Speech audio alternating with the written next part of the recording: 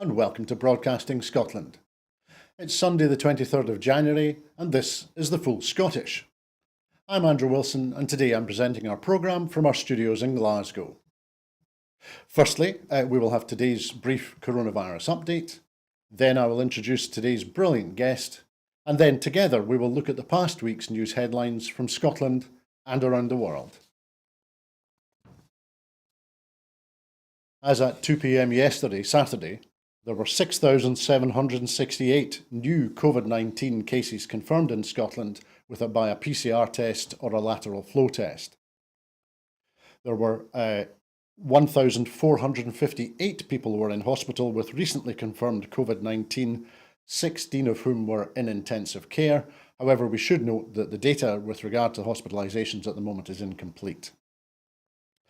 There have been, I'm afraid to say that there have been 30 new reported deaths of people who had tested positive for COVID in Scotland, and that means that since the start of the pandemic, 10,195 patients who had tested positive in Scotland have sadly died. 4,405,059 people have now received their first dose of the COVID-19 vaccination. 4,102,038 have received their second dose, and 3,245,885 have received their third or booster dose. Now, I'm delighted to say that we're lucky enough to be joined this afternoon by a regular contributor and friend of the programme, the former MSP and former Deputy Presiding Officer in our Parliament, Linda Fabiani. Linda, good afternoon. How are you? Good afternoon. I'm absolutely grand. Well, I'm delighted to hear it. It's great to see you and thank you for joining us today on the Full Scottish. The first story we'll look at this afternoon is a continuation of discussions with regard to COVID. We've seen changes introduced over the last week or so in Scotland. The restrictions that were introduced over the festive period are now being phased out once more, with limits on crowds at outdoor events such as football matches having been lifted on Monday last week. And of course we saw a number of football games played in front of crowds yesterday. From tomorrow, the limits on attendance at indoor public events, the requirement for 1 metre physical distancing and table service in hospitality venues, and the requirements for nightclubs to close will also be removed. However, the continuous measures such as the use of face coverings on public transport and in indoor public places will continue. And the First Minister, of course, has asked and is giving people guidance asking us to continue to keep gathering small at the moment in order to reduce the risk of infection. People should also in Scotland should also continue to work from home wherever possible for now. But I think there are discussions now beginning with businesses to talk about a return to what could be described as a more hybrid approach from the beginning of February.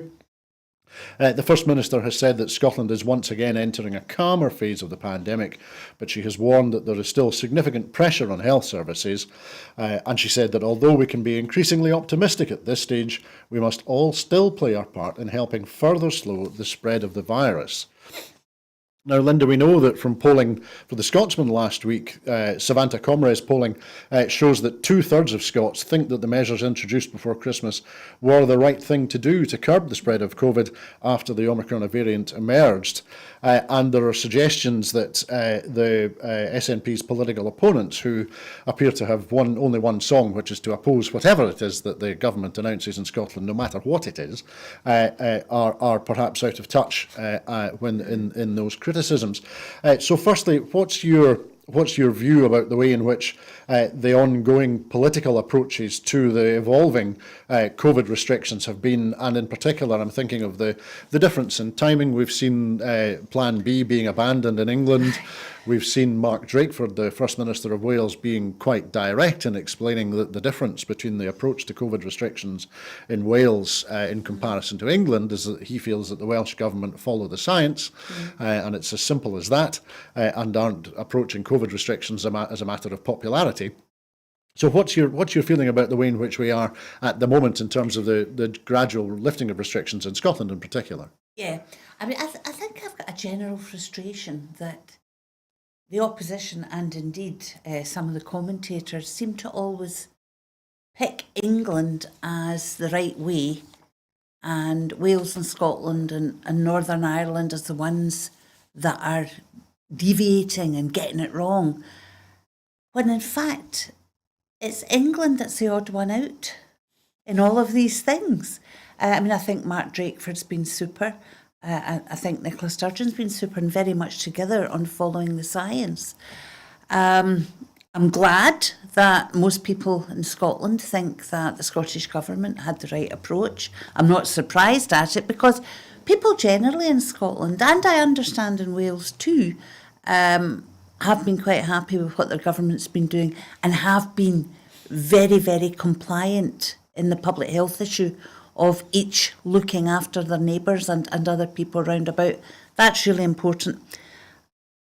I'm concerned at the way that the UK government, or indeed as Mark Drakeford said, the government in England, or in this issue, he's quite right. He is.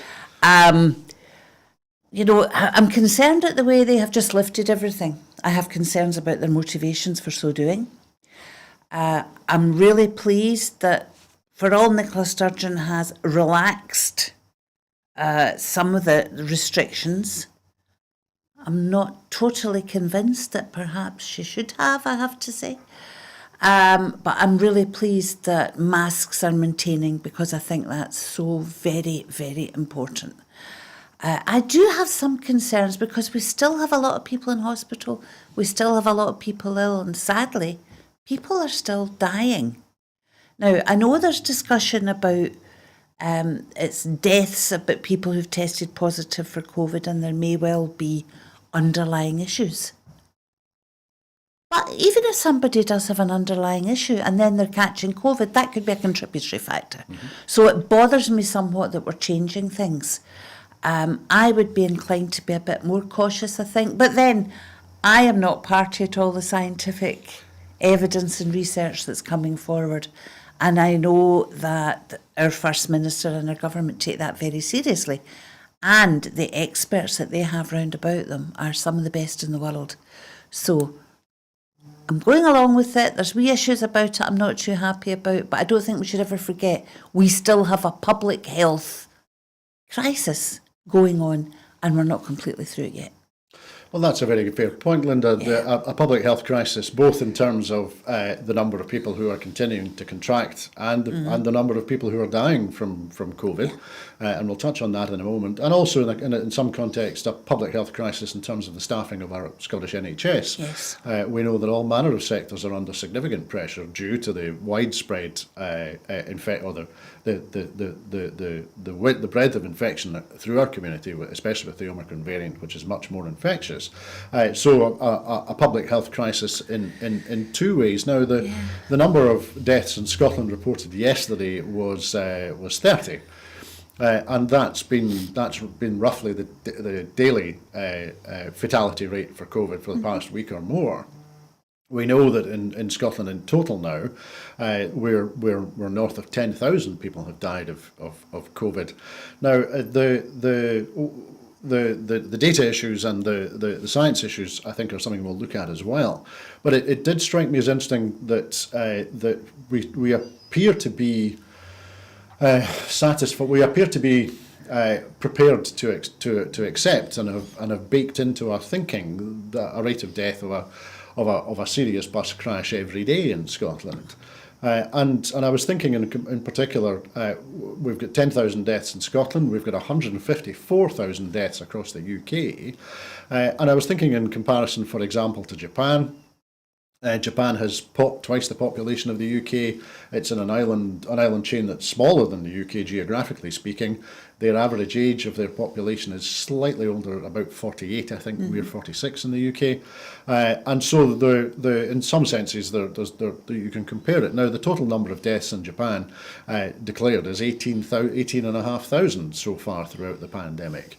And the UK is at 154,000. So as a first question round about that, what do you think it is that has brought people in the UK to be so accepting of a death of that number of fatalities? Is it that we have become inured with the daily numbers of deaths, or do we view it in a different way? What do you think is at the root of people's acceptance of those numbers? Do you know, I've thought about that a lot, Andrew. And I think we have become a bit inured. You know, we're talking nearly 2 years now. And, you know, anecdotally, I've heard people, quite a lot of people say, oh, I don't even listen to the reports anymore. And I find that really, really worrying. And when you look at the difference between the likes of Japan, New Zealand's one that we talked about a lot, another island nation, and then we look at the UK, the differences are stark. And in my limited knowledge, the only thing I can put that down to was fast action, closing borders, which is something that the UK didn't do. And of course, the Welsh government, the Scottish government and the Northern Ireland government couldn't do that on their own because it's a UK function. So that's looking back. I think there was an issue there. And what that has led to is that capacity of people to just let it wash over their heads. It's happening, it has to happen. And again, anecdotally, I've heard a lot of people saying, well, we just have to manage to live with it. So what are we talking about managing to live with? Are we managing to live with people getting really ill and people dying? And I find that worrying. There's also another thing that I've heard quite a lot lately is that people are having no patience at all for those who have not been vaccinated.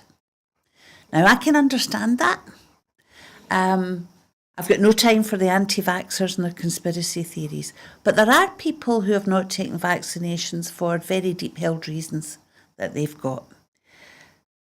And I find it really worrying that there's a view starting to come out that those who have not been vaccinated don't deserve treatment.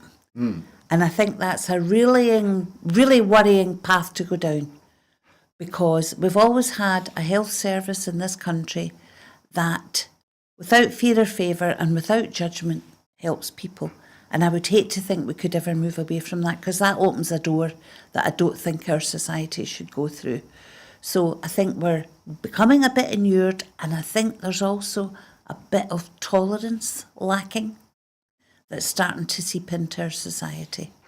And I would like to see all governments in the UK really, really trying hard to make sure that people recognise we are in fact all in this together, and it's a public health issue that encompasses everyone.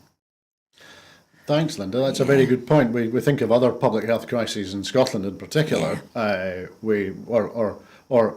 social issues which have been addressed as public health using the vehicles of public health responses, or which we would like to be dealt with using the vehicle of public health responses, such as the level of fatalities from drug abuse in Scotland. Yes. And certainly I'm reminded that the Scottish Government just shortly before Christmas was asking and was suggesting and was reminding us that people who are suffering from addiction and who might be dismissed or disregarded or devalued by some people, these are still citizens. They are still somebody's mother, father, son, sister, daughter. And so they deserve to be, if our community is to look after anybody, it needs to look after everybody. Yes. And that these people deserve to be given the best that a sophisticated modern health service and social care service can provide, no matter the circumstances that led them to finding themselves in that position. Do you think, in the context of a politics which is very polarised and is very quick to oppose for dogmatic reasons without necessarily thinking about it, how big a challenge do you think there is for our body politic to perhaps think about using the language of tolerance and inclusiveness a little bit more? Yes, I think we should be. You know, the language of acceptance. Just accept that we're all different. Of course we're all different. Some folk are nice, some folk are horrible. That's just, you know, at these margins, that's just the way society is. But just because somebody's horrible doesn't mean that you should allow them to die or that you should not treat them. And government should never single people out as different. I think this is a worrying thing as well. And there's been some developments that I've read about this morning that worry me in that regard, you know, about putting the onus on vulnerable people to show their vulnerability and give them the responsibility to make sure that others don't encroach in their space. I don't know a great deal about it, Andrew, you may well, but I read stuff this morning about the Scottish Government offering badges to people who feel they're vulnerable to ask other people to maintain their social distance. I don't like that. I would like to see a collective, and again, that tolerance you speak about and acceptance, that we are all in it together and we all have responsibilities to each other. And whilst there not be a law there that says you have to maintain social distance, I think we should be making sure that collectively we all give each other our space. There's a couple of very interesting points that you make there, Linda. Firstly, your point about people being people. No, humans are humans, and you will get funny ones, less funny ones, argumentative ones, less argumentative ones. I'll be as gentle as I can about that. I'm reminded that I used to regularly make that point when I was travelling internationally, and I used to do that a great deal. And people would say, "Oh, it must be so different at the other end of the trip," and I would say, "No, it's not." And I didn't explain why it was exactly the same, but also the fundamental point that people are people, no matter where you are on the planet. They're human beings.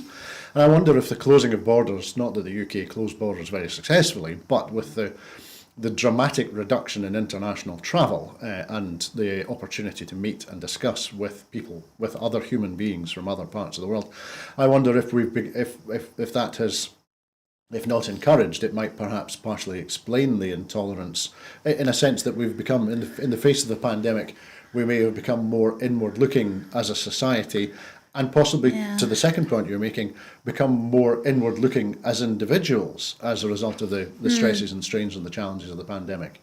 I don't think we're quite there yet, but I think we're on the way to that, and that we have to be very careful not to allow it to happen. And there's other factors come in as well. I mean, there's a demonising of those, for example, refugees and asylum seekers who turn up on the shores of both the UK and other places in Europe. There's a demonising of those folk with absolutely no recognition that it's a tiny proportion of people compared to neighbouring countries that have had that ongoing. So there's that comes into it as well, and it's that othering again. I think we're still a caring society generally. I think the fact that you opened this discussion with the survey that most people think that the restrictions imposed by the Scottish Government round about Christmas and New Year were the right thing to do. That shows a collective responsibility and a caring for each other. So we shouldn't be too disheartened. I just feel that we have to make sure we maintain that, and we shouldn't allow things to go on that separates people out. Yes. And makes them be looked at as differently. And that's what bothers me about the Scottish Government's badge scheme that I've read about. I don't know all the detail, but I would like to read more about that detail. More thinking is required, perhaps, absolutely. Yeah. Thank you, Linda. We've had a good conversation with regard to the current status with regard to COVID and some of the longer term implications, both looking backwards and looking forwards. So what we'll do now is we'll move on to our next story this afternoon. The next headline we'll discuss, and we'll switch from Scotland and switch from COVID.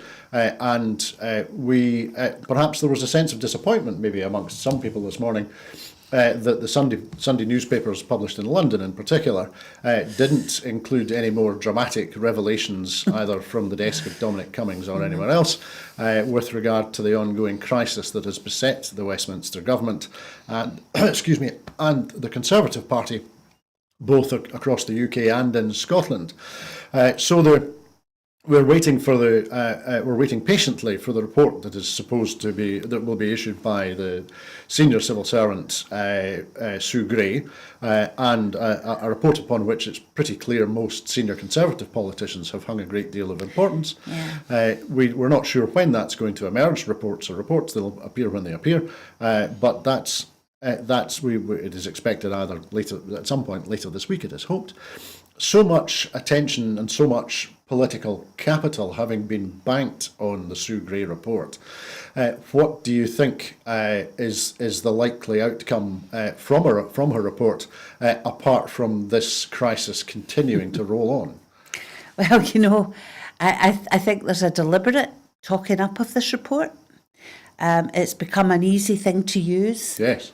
To stop people giving opinions or to take action. And when you look at the remit of what this senior civil servant has been asked to do, it's not going to provide the answers that they're all pretending they're waiting for. No.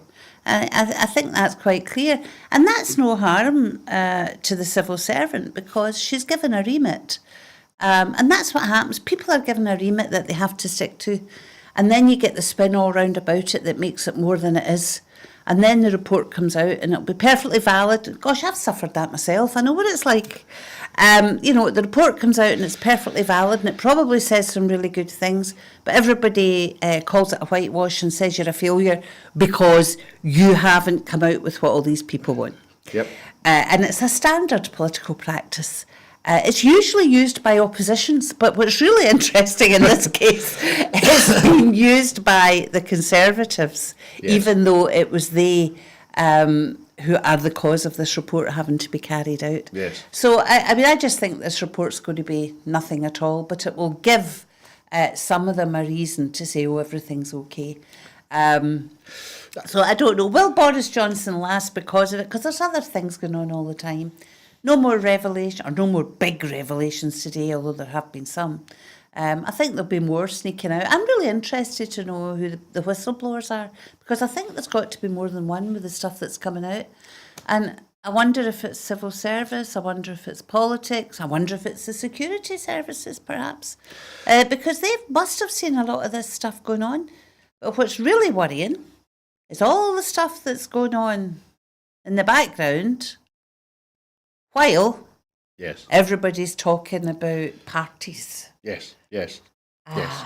Yeah. The legislation which would be regarded as offensive by many people Absolutely. continues to pass through Westminster. Yes. The Police and Crime Bill for England and Wales was in the House of Lords last week and was resolutely booted back by the lordships on this occasion, lord and ladyships on this occasion. But yes, as ever with the conveyor belt of dead cats that we've been having delivered over the last few weeks, Yes. which is showing no sign of slowing down, you do wonder the extent. In terms of the political survival of Johnson, we saw reporting last week of the appearance of Operation Save Big Dog, or Operation Red Meat, and the trailing through the press with no preparation or organisation at all of a range of astonishing policies. The use of the Royal Navy to push refugee boats back into the Channel, the defunding and abolition of the BBC, and now desperate to get in on the act, Grant Shapps, not really, obviously much more, not so motivated to deal with problems on the transport network in England and Wales, for example, the inability to deliver a high-speed rail network that goes anywhere other than Birmingham, and instead him proudly announcing that he will regulate the manner and number of announcements on train services, and that's the extent of his political ambition. So do you think that these two operations to distract or to prove the point in Boris Johnson as Prime Minister to the Tory faithful, do you think they've got any chance of success? I'm not convinced they have. First of all, can I say, I hate the language they use. Big dog, red meat, it's all aggressive and nasty. And just very typical of the shower that are in charge down there. It's just awful. What I think is quite interesting is that some of the press that have supported Boris Johnson for a very long time, the very right-wing press, don't appear to be supporting him anymore.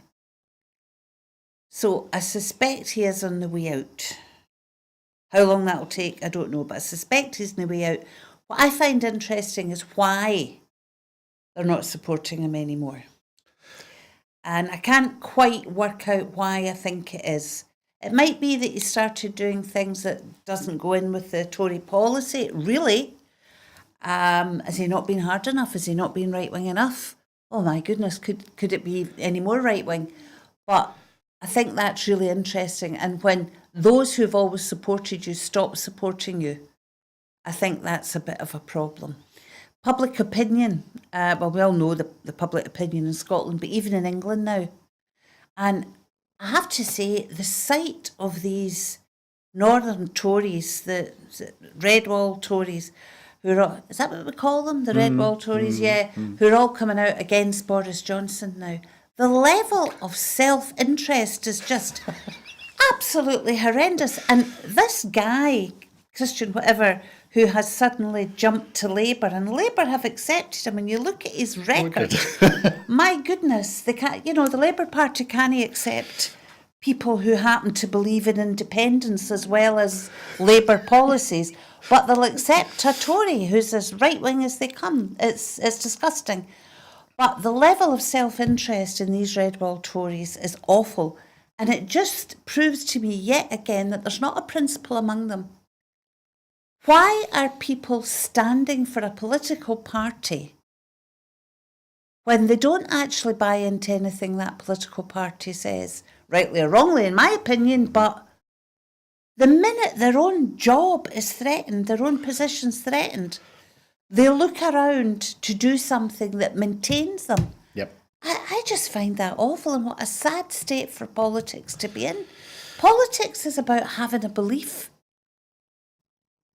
They don't have any beliefs apart from their own jobs. Themselves, Yeah. absolutely. Now you were asking, you were rhetorically asking rhetorically a moment ago about why it was that those in the media who previously supported Johnson may have appeared to have changed tack, and what was going on. Now I was about to suggest to you, surely it's that the editors and proprietors of the Mail and the Telegraph and the Express take all of their directions from Baroness Davidson of London Links, Douglas Ross and Stephen Kerr, all who from the Scottish Conservative, the Conservative Party in Scotland, all who've been vocal again over the weekend, saying that Boris Johnson's days are numbered, that he's not fit to be Prime Minister, and that he must go.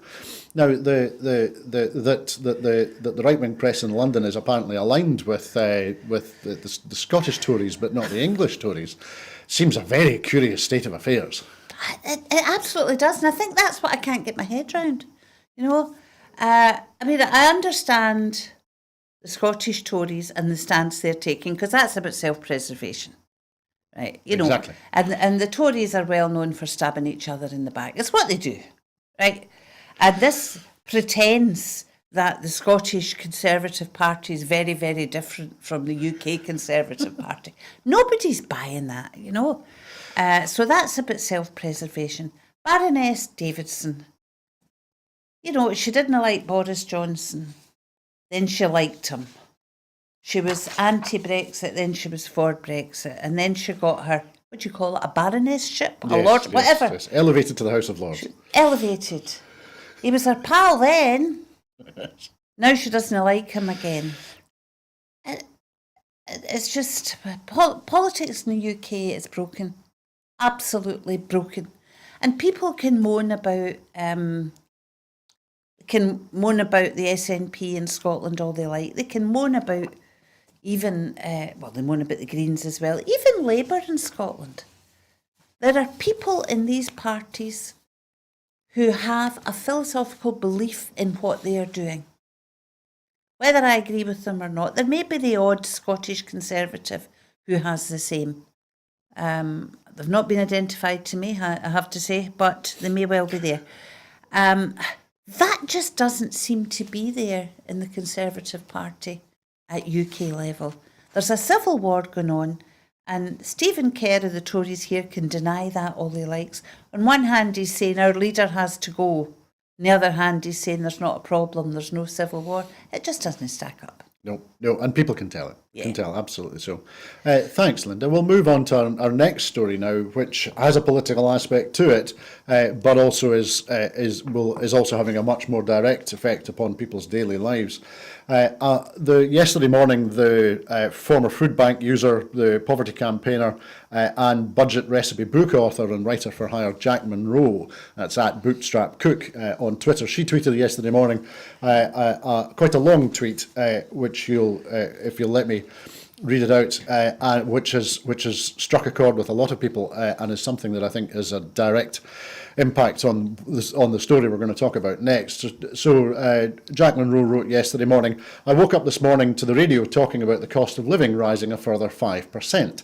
It infuriates me, the index that they use for this calculation, which grossly underestimates the real cost of inflation as it happens to people with the least.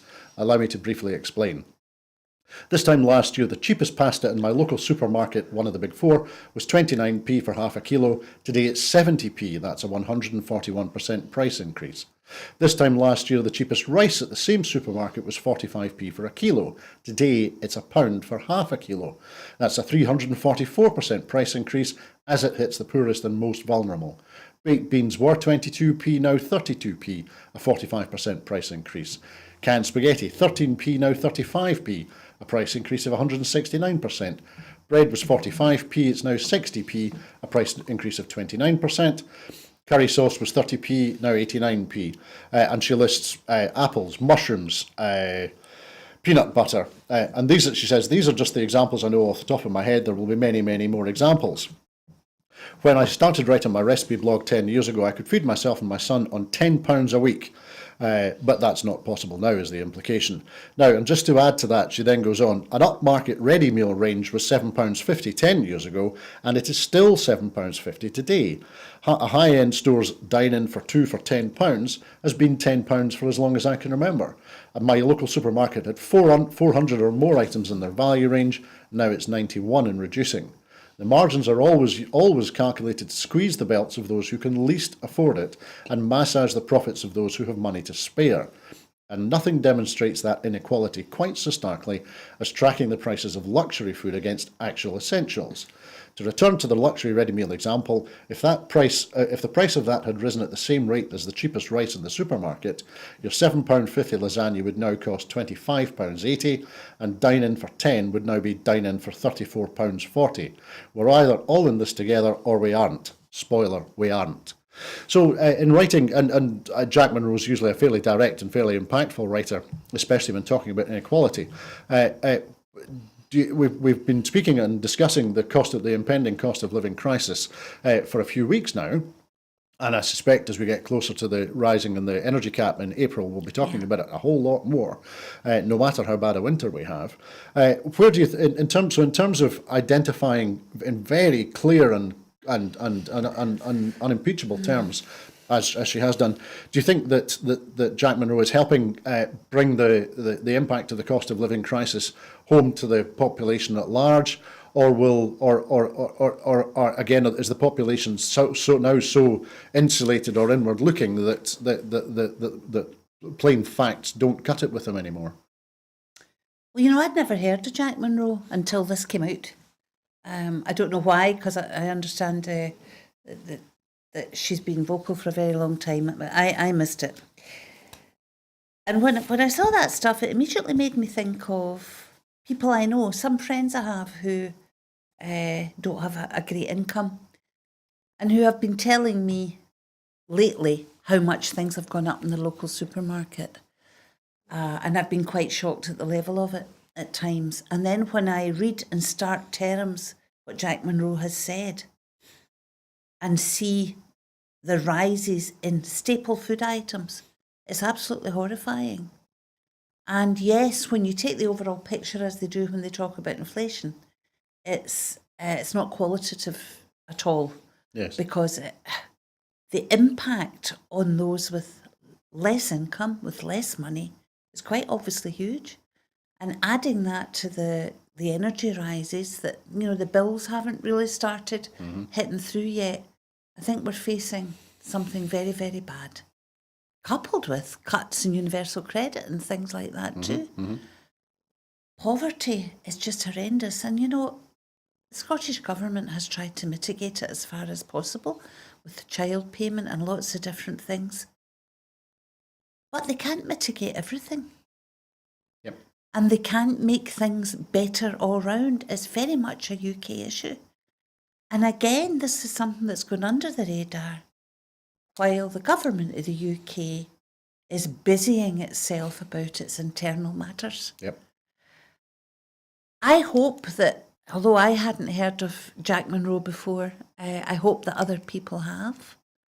I know that a lot of people have heard of, for example, Martin Lewis. I would like to see whether Martin Lewis is doing something in this issue as well.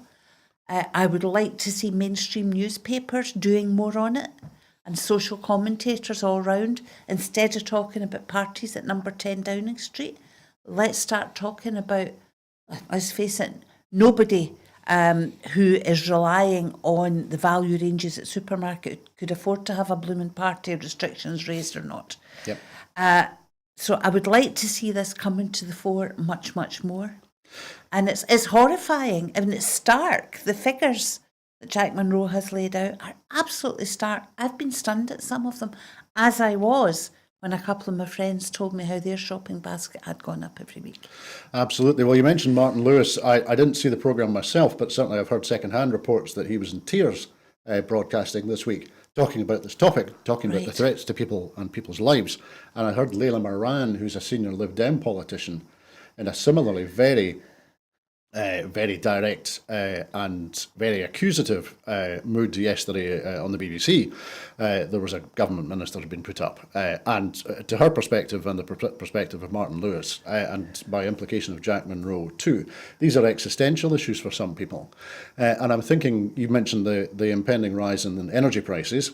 We're also facing, for the working poor in particular, we're facing an increase in national insurance, the most regressive taxation in the Western world, and so the combination of those three things, it does, and if people like Martin Lewis and Leila Moran are becoming animated and are becoming very active in that area, that suggests that there is a recognition in some corners of the challenge here. Now, we know that the SNP has an Opposition Day debate in the House of Commons on Monday.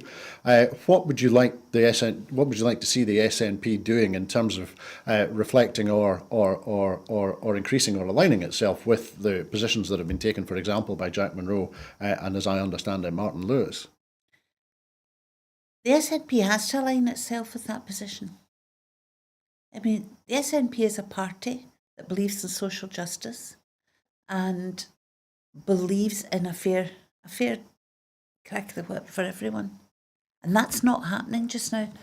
I mean, I keep thinking back to many years ago in Parliament, many years ago now, I was asked to be the rapporteur on a particular topic in the Social Justice Committee, which was the use of food banks.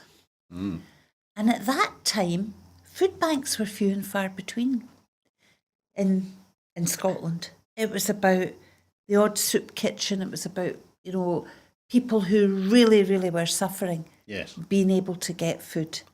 But it was marginalised.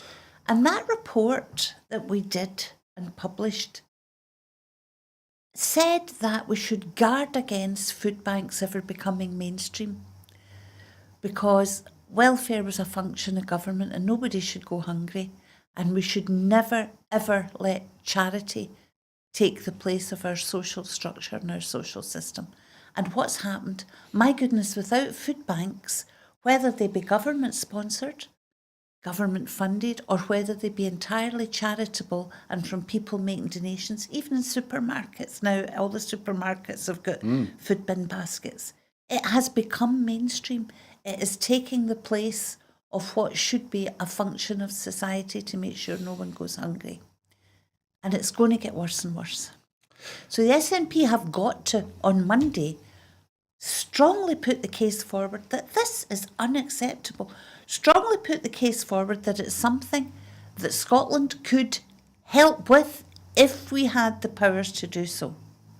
They've got to put forward the independence case for Scotland, because if Scotland's independent and is showing that we don't need to have a society like that, that can encourage our dearest neighbour, England, could encourage the English people to say, this is not acceptable for us either. If they can do it, we can do it. So that's what the SNP have got to do. Sadly, Opposition Day debate, hardly any of them will turn up. It's on a Monday, yep. Yep. I hope that Labour turn up. I hope that the Lib Dems turn up. But you'll find the Tory bench is empty, because they don't give a toss. I mean, that's the bottom line. We keep saying they don't know what it's like. They don't care what it's like. And that's what we have to recognise. They don't care. One final point on this story. At the end of last week, I won't name him, but a Tory councillor in Morayshire has been criticised for describing the Scottish Government feeding children as giving them little treats. Now, he's a local councillor, so he undoubtedly has his mind set on May. If his view is that providing free school meals for children who require it, providing bus travel for under 22s, and providing computers for children who don't have them to learn on as little treats, what do you think that tells us about the perspective of Tory councillors in Scotland? I think they're appalling people. I did see that film, I watched it, and I wish it was a parody. I wish it was a spoof, but it's not, it was real. But what's even worse is that his own haven't come out and condemned him. Absolutely. Because had his own come out and condemned him, I would have had some thought that there may still be your old-fashioned One Nation conservative who actually cares about things like that. But they didn't.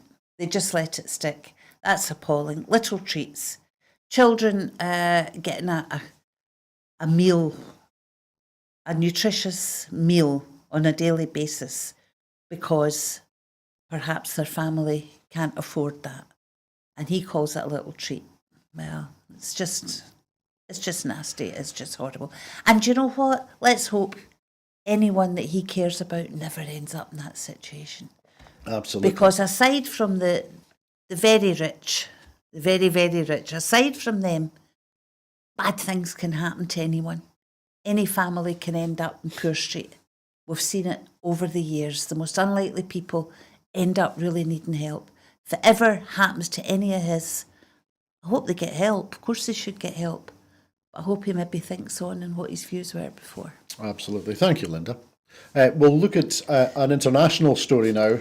We have been watching and reporting and discussing events in Ukraine and in Russia for the last few weeks. A potential military flare-up threatens to destabilise the already volatile post-Soviet region buffeted by the popular vote earlier this month in Kazakhstan, and which might also have serious consequences for the security structure that's governed Europe since the collapse of the Soviet Union 3 decades ago. In a move that has aggravated already tense relations between Washington and the Kremlin, Russia has mobilised about 100,000 troops near its border with Ukraine. The United States has disclosed intelligence showing that Russia has a war plan envisaging an invasion force of 175,000 troops. That Ukraine's military, despite its upskilling and improved equipment that's been provided by the US and the UK and others, would have little ability to stop. Russia has made a list of far-reaching demands, including that NATO pledge to halt further eastward expansion and agree never to admit Ukraine, but the United States has called these positions unacceptable. Russian officials have repeatedly insisted that Moscow has no plans to invade Ukraine and that the massive troop build-up is just for exercises. Essentially, it might be said that Mr. Putin is seeking to redraw the post-Cold War boundaries of Europe, establishing a broad Russian-dominated security zone and drawing Ukraine back into Moscow's orbit by force, if necessary. In the event of an invasion, so far the United States and its allies have threatened to impose a series of sanctions that would go far beyond those imposed in 2014 after the Russian invasion of Crimea. Mr. Putin has warned that imposing new sanctions could lead to a complete rupture in relations with Washington. Tensions between Ukraine and Russia have been simmering since 2014. That's when Ukraine ousted its pro-Russian president and the Russian military crossed into Ukrainian territory, annexing Crimea and fomenting a rebellion by separatists in eastern Ukraine, a rebellion which, despite a tenuous ceasefire which was reached in 2015, that peace has been elusive, and there's plenty of evidence of ongoing low-level conflict continuing in Donetsk and across Crimea that has killed more than 13,000 soldiers and civilians. Now, with regard to the reappearance of international tension between Russia and the US and tension amongst the now independent states which are which were formerly part of the Soviet orbit and which are on the periphery of Russia now, what's your reading of events as they stand at the moment? We've seen. Yesterday we saw the head of the German Navy resigning for having said that President Putin, all that he it was important that he was given respect and that he wouldn't invade. We've seen a degree of international diplomacy with Liz Truss, the UK Foreign Secretary, Antony Blinken, the US Secretary of State, and others travelling around Europe and to Moscow. Those discussions appear not to have borne much in the way of fruit at the moment. What's your reading of the situation at the moment, and what do you think is likely to happen next? I wouldn't presume, Andrew, to say what I think would happen next. All I can do is try and speculate on Mr. Putin's motivations. Is it about annexing Ukraine again and making more inroads into what used to be the Soviet bloc? Or is it about challenging the West? And if it's about challenging the West, that would be European Union and the US. Is that about raising his status within his own nation? Now, this is a man who's been in power for a long, long time. I can't remember who first said this, but many years ago I read this, and it's always stuck with me. You know, that thing about, we always say power corrupts, and I read this wee line who said it's not power that corrupts, it's the fear of losing power that corrupts. And I think Putin must be at a stage now where he's afraid of losing power. Because goodness knows what would happen if he got ousted. What would his future be? Who knows? I don't know enough about the internal wranglings within Russia to say that. So, is this a stance to challenge the West, ostensibly, and show his power to the Russian people so that they think he's the only one that can look after them? There may be a bit of that. If it's also about increasing the Russian presence and the imperialism and colonialism that comes with that, we have to look beyond Ukraine. And there's a concern about, for example, what's happening in Bosnia, Herzegovina at the moment as well. Because while the Russians are massing on the Ukraine border, there's difficult stuff going on in Bosnia with the Bosnian, can't remember if he's a prime minister or a president, the leader of Bosnia has been in discussion with Putin as well. There's some horrendous stuff going on about, the philosophy of Greater Serbia in relation to Bosnia. So there's all these things going on round about, and that whole region at the moment is of concern in relation to potential Russian expansionism. Absolutely, Linda, and we'll talk about the expansionism in a moment. You were talking about the motivation, perhaps, that Vladimir Putin has. I was about to draw a Venn diagram for you of powerful leaders, or perceived powerful leaders, for whom it clearly is all about them. And in that Venn diagram, you would find Donald J. Trump, Vladimir Putin, Bolsonaro, and potentially Alexander the Feffel, Boris Johnson, potentially too. Those for whom it seems to be all about them. And is that the problem, that our politics and both in democracies. And being a democracy is not a binary thing. There's a range of different colours of what is and is not a democracy. Is it that our early 21st century politics are still so much the politics of the 20th and the 19th century that to be successful in politics you need to be a narcissistic, sociopathic white man?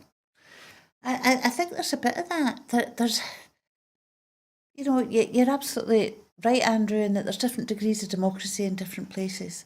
And we should always guard against thinking that our form of democracy is the only one that's any use. And I think that's been an issue that's been there with a lot of the big Western powers for a long time now. And yes, there are still in many societies, and to a degree in our own, that admire the big man, to use the phrase, the guy that will not take any nonsense, that says things like they are, and perceives those who want to have a collective responsibility for things and include people as somehow weak. We've never managed to get beyond that, even in our own societies. Trump would be a case in point. America gets held up as the world's greatest democracy.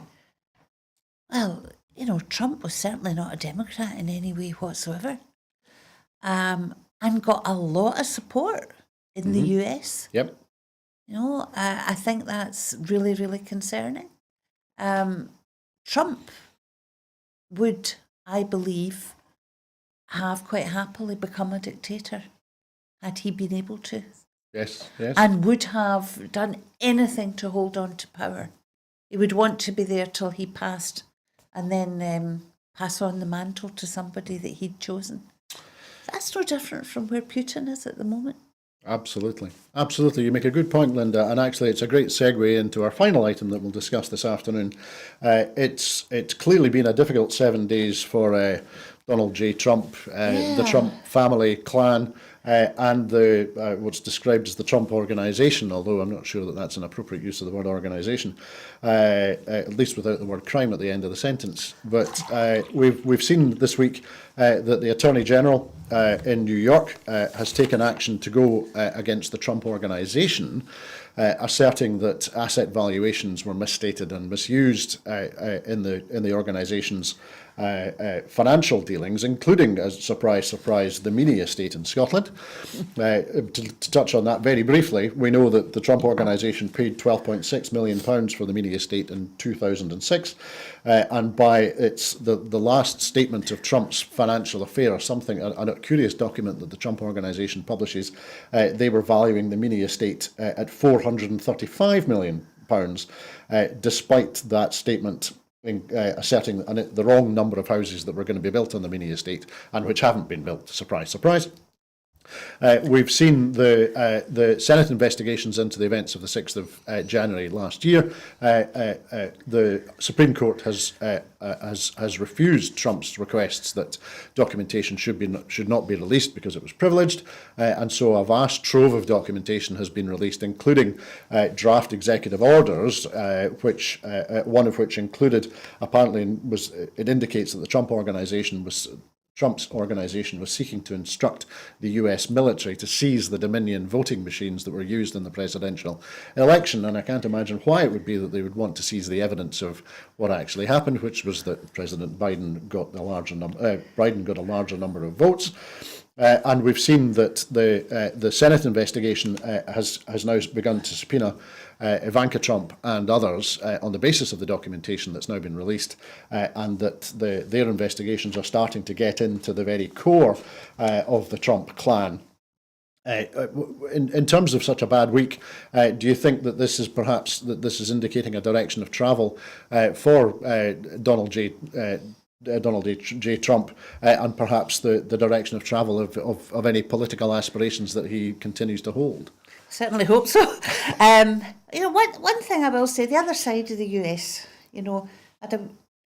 said that there was a downside, the way they elected Trump and everything else. But see the other side of the US, see when they get their teeth into something and start investigating it, whether it be tax evasion, whether it be malpractice in public, malfeasance in public office, yes.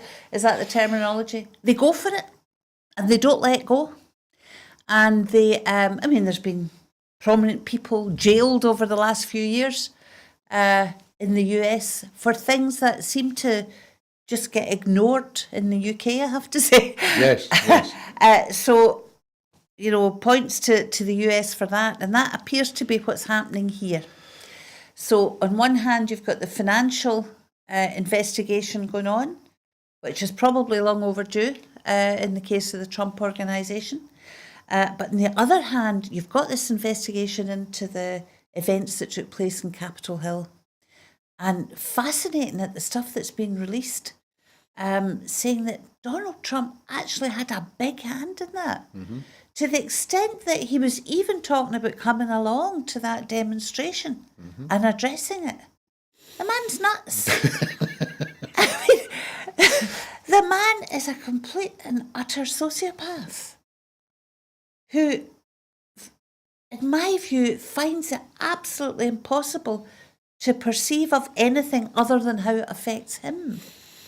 And the absolute belief that what he thinks is right. Now, are his family all the same? Is that stuff hereditary? Because I find it really strange that his family are all going along with this? Because surely there's a moral compass within people that says, wait a minute, too far. It doesn't seem to exist in the Trump family.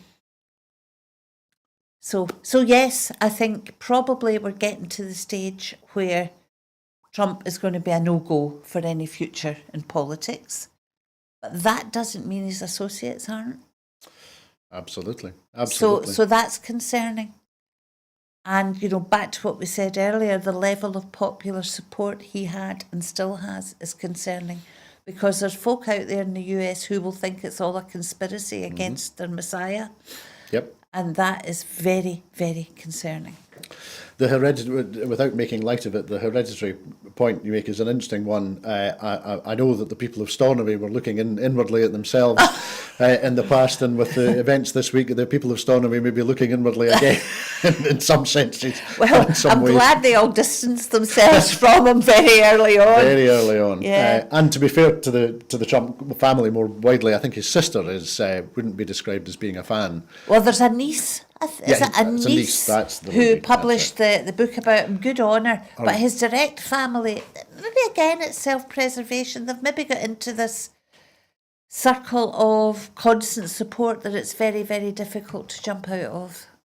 That's a very good point. Yeah. I'm sure, Linda, that with the continuing investigations on a number of fronts into Mr. Trump's activities, we will be returning to this story in the future. However, that is our final item for this afternoon. Thank you.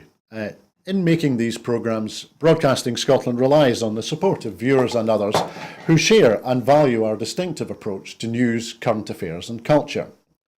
If you would like to support us, and we would really like you to support us, then please consider subscribing or donating, and you will find a link to do that on your screen now. There are other ways in which you can also support our work at Broadcasting Scotland.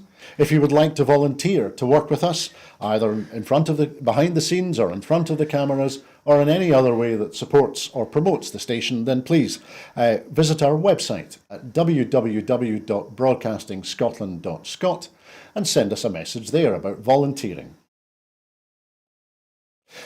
Meantime, we will be here again tomorrow at 7 o'clock in the evening with Scotland at 7. So please join us then. I'd like to say thank you to Linda Fabiani for joining us this afternoon. Linda, it's been fantastic to see you this afternoon. Thank you for everything. Pleasure. I'd also like to say thank you to everybody for joining us and watching Broadcasting Scotland this afternoon. I hope that you enjoyed a tasty full Scottish today, and I hope that you enjoy what's left of the rest of your weekend. Bye-bye.